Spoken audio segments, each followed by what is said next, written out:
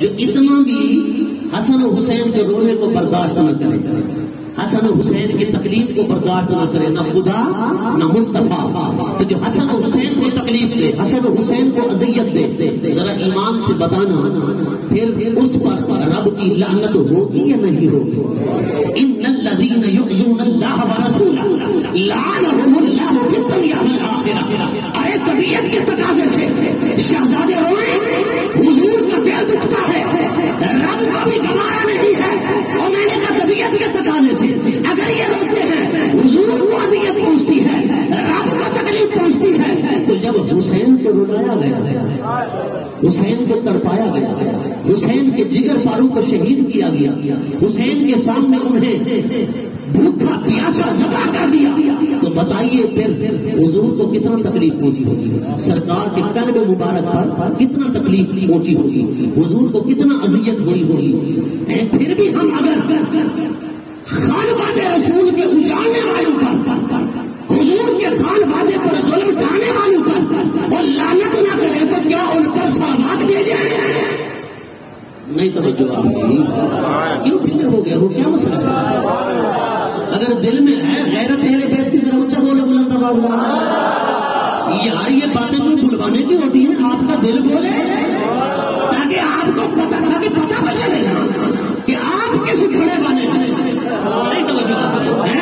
اچھا جو اس کھڑے والے نہ بولے، جو اس کھڑے والے وہ بولے، جو اصحاب شمال سے بے شک چپ رہے، جو اصحاب یمین سے ذرا اونچا بولے بلند، ہم تو آج بھی حسینی ہیں، کل بھی حسینی ہوں گے اور میدان معاشرے میں بھی حسینی ہی رہیں گے، ہمارا تو ایمان ہے۔ میں نے کہا جنہوں نے خانواد رسول پر ظلم ڈھائے اور لعنت کے مستحق نہیں، تو کیا ان پر درود پڑے جائیں، ان پر رحمت بھیجی جائے؟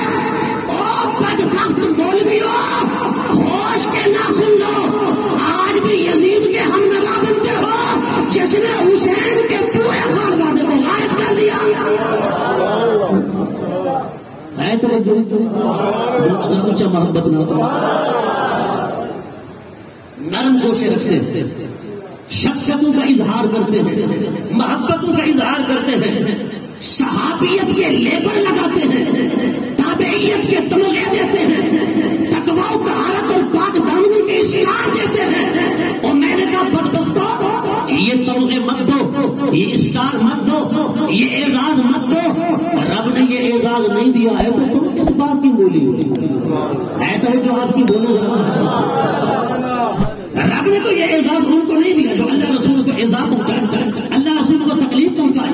اللہ رسول کی بغاوت کرے، رب نے تو انہیں یہ اعزاز نہیں دیا، رب نے تو یہ تمغے نہیں دیے، تم کیوں کہتے ہو؟ عادل تھے، متقی تھے، پرہیزگار تھے، امیر المومنین تھے، فلاں فلاں تھے۔ میں نے کہا وہ حضور کی حدیثیں کدھر گئی؟ کہتے صحابہ نے بیعت کی، اور میں نے کہا صحابہ کا بیعت کرنا تو دکھا رہا ہے،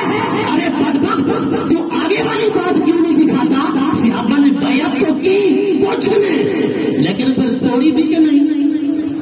تو تمہاری میں نے کہا اٹھاؤ نا حدیث کی کتابیں، میں نے والا تھا،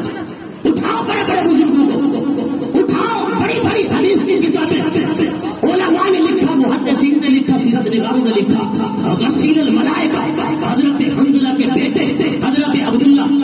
چند صحابہ کو جبر و اکراہ کے ساتھ زبردستی مدینہ سے پکڑ کر دمشق لایا گیا یزید کے دربار میں، کہا کہ بیعت کرو، انہوں نے جبرن بیعت کرائی گئی، زبردستی بیعت کرائی گئی، لیکن جب یزید کے شب و روز دیکھے اور یہ حالات واپس آئے تو مدینہ میں آ کر انہوں نے عدل اعلان کہا، مدینہ والوں گما لینا، ہمیں یزید کی حقیقت کا پتہ نہ تھا، یزید کے کردار کا علم نہ تھا، یزید کے کارناموں کی خبر نہ تھی، اب ہم صحابہ ہیں، حضور کے زیادتی ہیں، ہم نے آنکھوں سے دیکھا ہے، وہ لونڈیاں نچاتا ہے،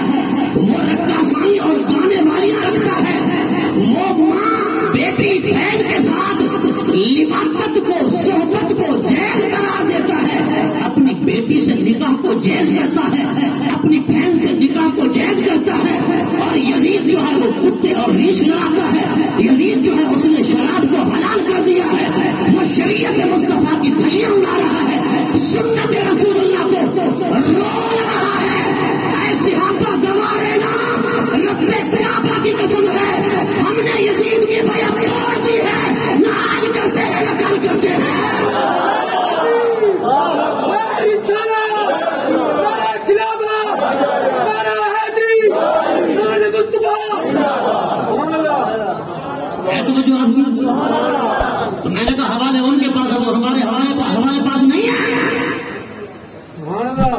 کہتے ہیں کہ یزید کی بیعت صحابہ نے کی تھی. میں نے کہا کرنا پتا ہے،